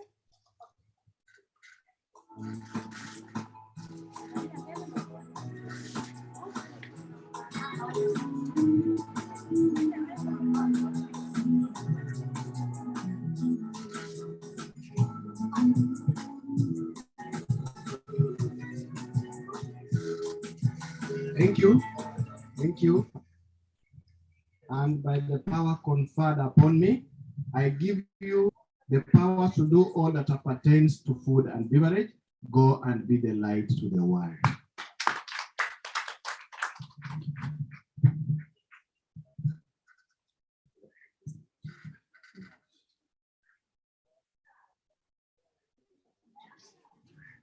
Electrical installation. John Maina,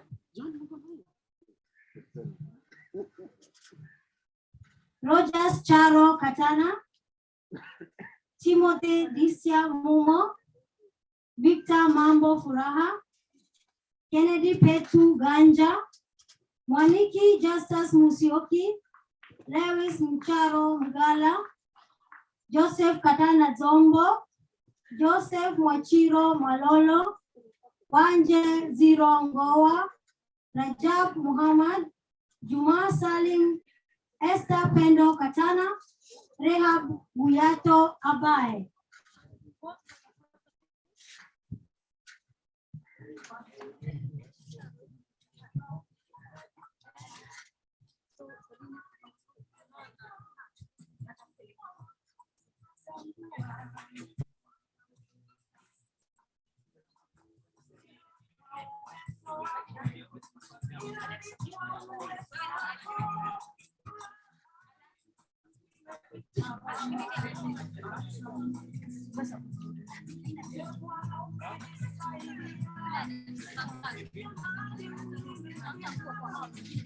Madam, sijasikia je.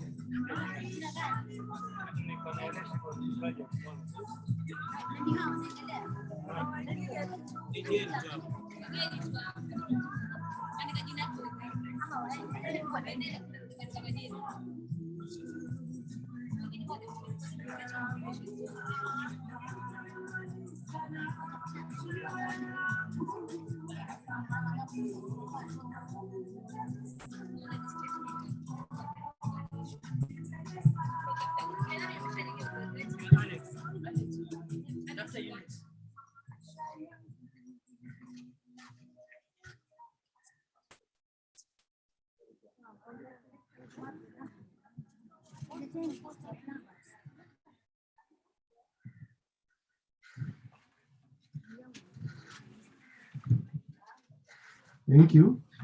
And by the powers conferred upon me, I do hereby give you the powers to do all that pertains to electrical installation. Go and be the light to the world.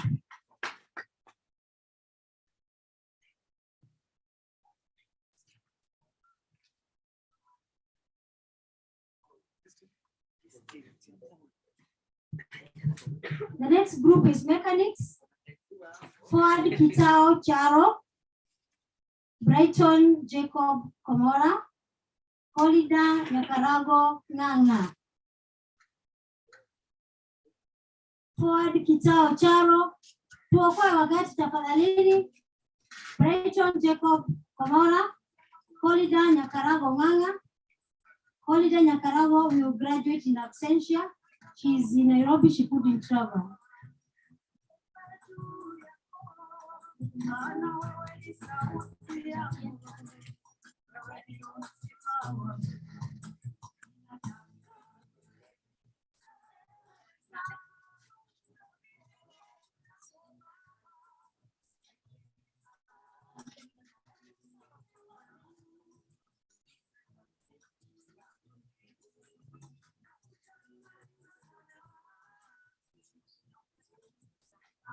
Thank you.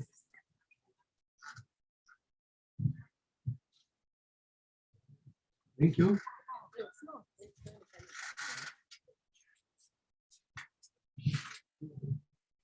Thank you. And by the power conferred upon me, I do hereby give you the powers to do all that pertains to motor vehicle mechanic. Go and be the light of the world. Na watu wa motor vehicle, tusaidie bei ya spare msiweke juu sana. Mweke tu ile ya kawaida. Mtakuwa mafundi wazuri. Watu watawapenda sana.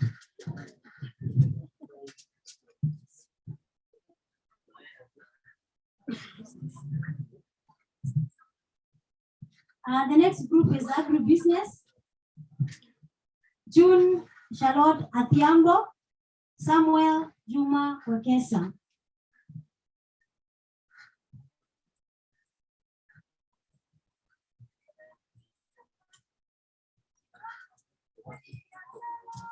Event management will be next.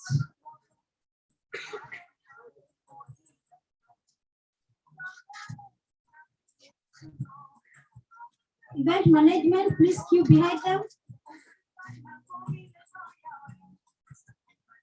Thank you.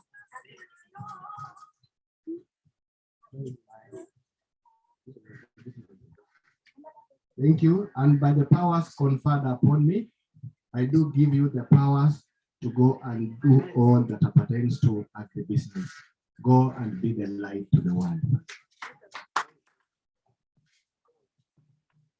Event Management, Fiona Tumaini Gubao, Leah Nazi James, Phoebe Masha, Abdara Diribo Adman, Umi Said Karisa.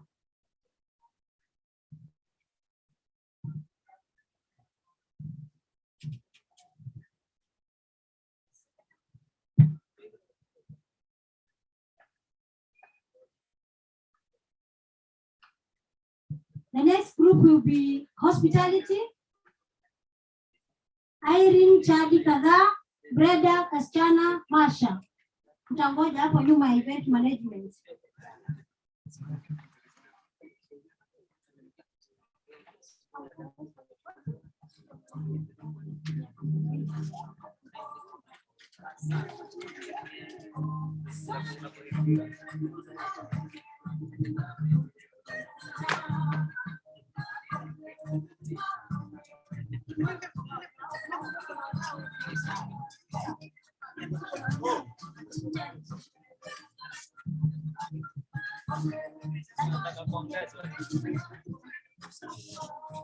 Thank you. So by the powers conferred upon me, I do hereby give you the powers to do all that appertains to event management. Go and be the light to the world. Hospitality, Irene Chadi Kadha, Brenda Kasichana Masha.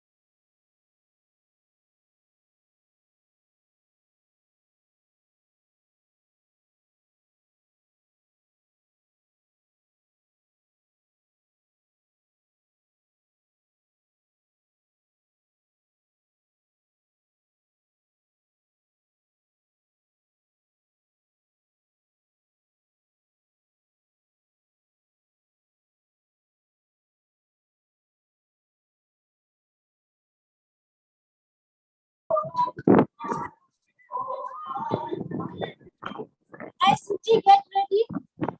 Prince Baraka Kazungu. Abdul Majid Salim. Colin Kapela Kubao. Esther Rehema Samson. Shehe Mwambuya. Grace Kadzo Hanjari. Patience Sambuli Mwambegu. Rachel Tatu Kaingu. Sandra Kitao. Philip Ngala Samuel. Tasimama kando kidogo.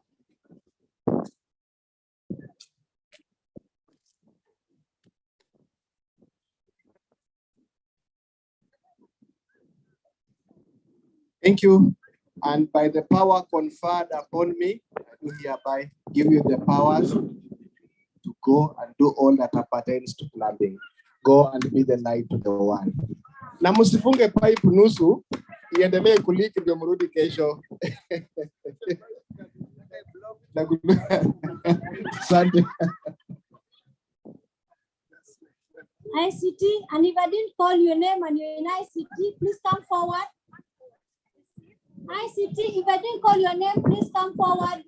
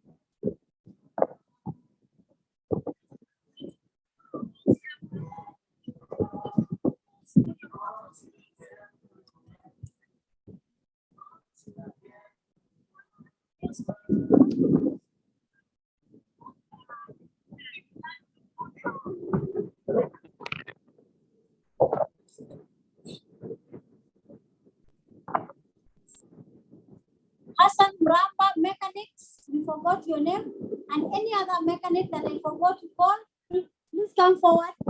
Hassan Mramba.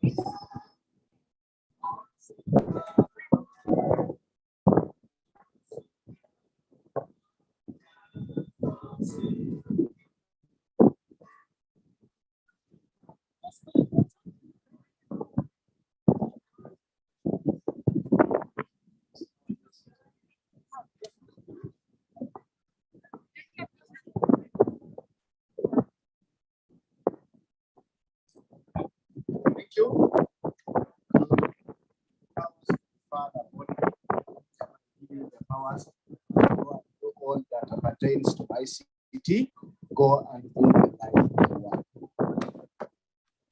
Namjua ICT ni sehemu zote za biashara na ujuzi. Hivyo mjatengenezwa kuenda kwa cyber tu, hapana. Tunaweza fanya kazi mahali popote, hata hospitali. Tafuta kazi mahali popote unahitajika. Kuna moto vehicle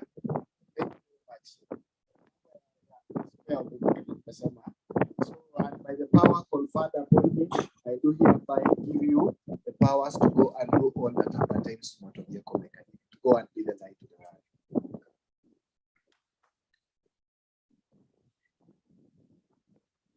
Hospitality, wale hawakuitwa majina, please come forward. Hospitality and food and beverage, please come forward.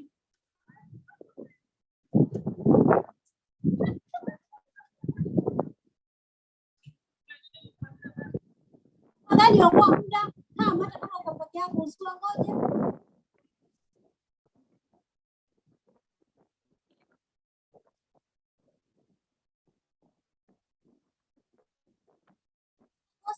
Kama utaitwa, please come forward and receive your award. Kama hujaitwa jina lako na umehitimu, please come forward.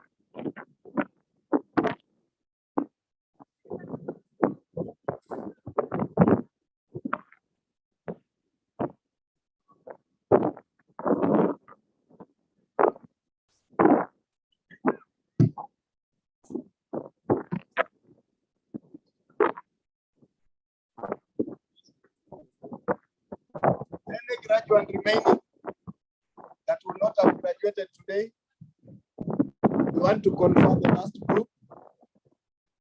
So if there is none, therefore by the powers granted to me, we do hereby give you the powers to go and do all that appertains to your trades. Go and be the light to the world. Thank you. Sana our national project coordinator kwa kutukonfaia hizo qualifications zote. Tumpigie makofi tafadhali. Tusimame zote, tupige makofi, vifijo na deremo kushukuru national project coordinator wetu kwa hiyo kazi nzuri amefanya. Tumpigie makofi sasa. Tuweke mikono yetu pamoja, tushangilie sana. Tunashukuru wazazi na wanafunzi wetu ambao wamehitimu, viongozi na majirani ambao wamekuja siku ya leo. Kama vile nilivyosema hapo mwanzo, this is a very simple and humble beginning. Tutakuwa na graduation kubwa mwezi wa 9. Wanafunzi katika hii Kilifi County Wardini Institute peke yake ni zaidi ya 650. Kwa hivyo leo ilikuwa wachache, au wengine wote tutafanya mwezi wa 9. Kwa hivyo mwafikishie report. Tutawafikishia wote wenzenu report. Tumewapatia notice ya kutosha, tutapata date ili tutayarisha. Na wale mmefuzu tunawakaribisha mje kwa hiyo sherehe kubwa na mje mtuambie vile mmekuwa mkiendelea. Hii institute inafunguliwa kama vile mliona sign kubwa pale inasema now admitting now. Kwa hivyo kama mna ndugu na dada, hata wewe kama ungependa kuendeleza ufanye grade 2, grade 1, pahali pa kuja ni hapa. Tunawashukuru sana. Tutamwalika Bwana National Project Coordinator atupatie neno lake la mwisho, na hali tumesimama tutaimba wimbo wa taifa, kisha hii team viongozi wetu wataprocess. Wote mtabaki hapa, tumewaandalia chakula cha mchana, kwa hivyo msiondoke na haraka. Wageni wetu tafadhali, kuna chakula cha kutosha, keti, tutatoa chakula, kupika, tutakuwa na nafasi nzuri. Asante Bwana Director. Nataka niseme hivi, kama kuna watu kati yenu ambao hawakuweza kupata ile stipend yao, na unahakika kwamba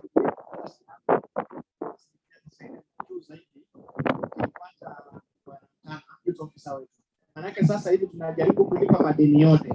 Naelewana vizuri? Utampe habari yako, alafu atatupatia habari hiyo. Mtu yote ambaye tuna deni lake na alihudhuria darasa kwa mkono kubalika, tuhakikishe tutamlipa. Hata wale mafundi, wakati sisi tulianza kuwalipa Psycho 5 ambao wanadai, zungumza nao, waleta habari kwake. Dakika moja tunataka nimpe bwana youth officer. Bwana youth officer.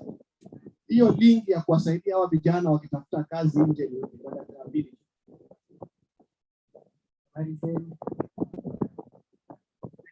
Kuna wenye wanajisikia kwenda kufanya kazi majuu. Sasa jana nilikuwa katika mkutano Kilifi wa Sibili kwa International Organization for Migration. Wale wanatafuta kazi za Kenya na manchi. Na link ambao yako na kazi kutoka. Fuatilia na ukaenda. Enda tu kwa www.leamis.go.ke.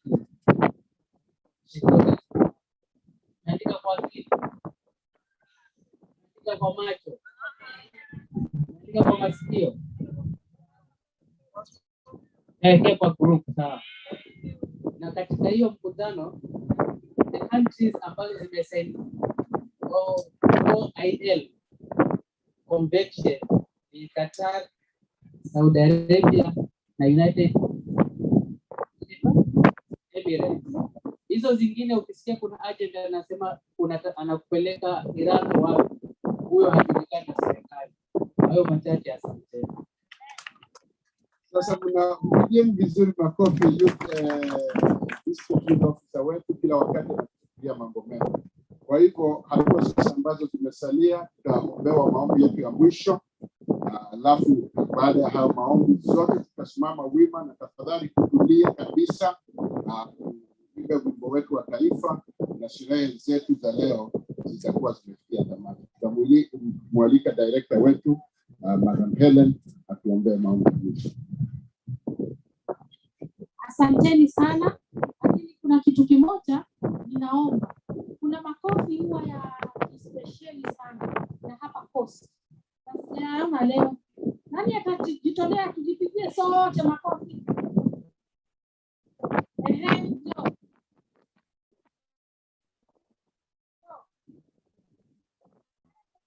Haya nanikurudisha sana. Ndio agizwa tujipigie makofi na tujicongratulate for the effort. Habari zenu, si wanafunzi tena sahihi, ni wachapakazi. Ama vipi?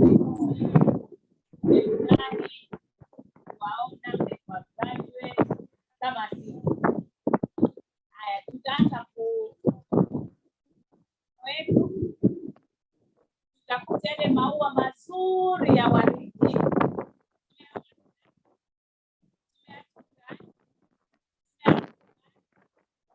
Patie mama.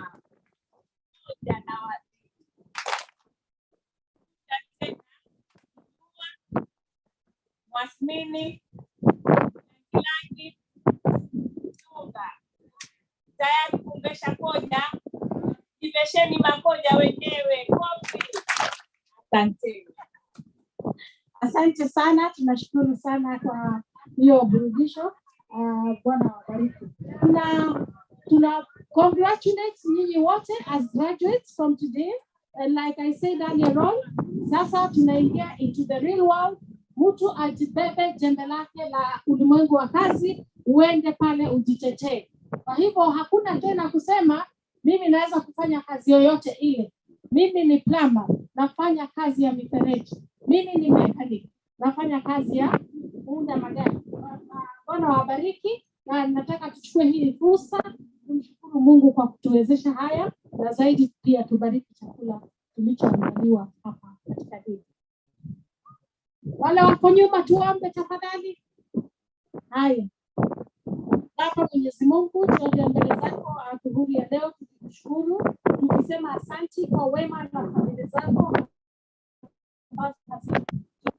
Tubariki, umekuwa pamoja nasi, ukatusaidia, ukatupa nafasi ya kuweza kusherehekea kazi zetu ambazo tumezifanya na mikono yetu. Bwana, asante kwa kutuwezesha kufika kiwango hiki, na hata maisha yaliyo mbele yetu tuliye naye kabidhi mbele zako, ili ukatusaidie, ukatuongoze, tuwe watu wenye mwelekeo watu wenye kujisimamia kimaisha na watu wenye kuleta maendeleo katika eneo zote tutakazokuwa. Tunashukuru kwa wageni wetu ambao uliwapa safari njema, wakaweza kufika hapa na wakaweza kuongoza vyema. Asanti kwa maarifa ambayo tumepata. Asanti kwa awadi zetu ambazo tutaenda nazo. Tunakuomba ukabariki kazi ya mikono yetu kutoka leo kuendelea. Asanti pia kwa chakula ambacho tumeandaliwa hapa jiji. Tunakuomba ukibariki kiweze kufaidi miili yetu. Tunakushukuru, tunakupa utukufu wote. Sifa zote ni zako Bwana, kwani wewe unastahili. Tunaomba haya machache tukiamini katika jina la Yesu Bwana na Mwokozi wa maisha yetu. Amen. Asante. Nafikiri tutakuwa taratibu ya vile mambo yatakavyoendelea kutoka hapa, ambapo procession itafanywa alafu tutaelezwa mambo. Tutasimama kwa wimbo wa taifa, lakini wanafunzi na wageni wengine wote, wageni wetu wa heshima watakapoondoka kwa procession na kwenda kuinvest, wale wengine tutabaki hapa ili tupeane taratibu za kurejesha gown na kupokea certificate zenu. Ni muhimu sana vile mpata certificate gowns muweze kuzirejesha zikiwa salama, ampokee certificate ya kwenda nyumbani. Asanteni.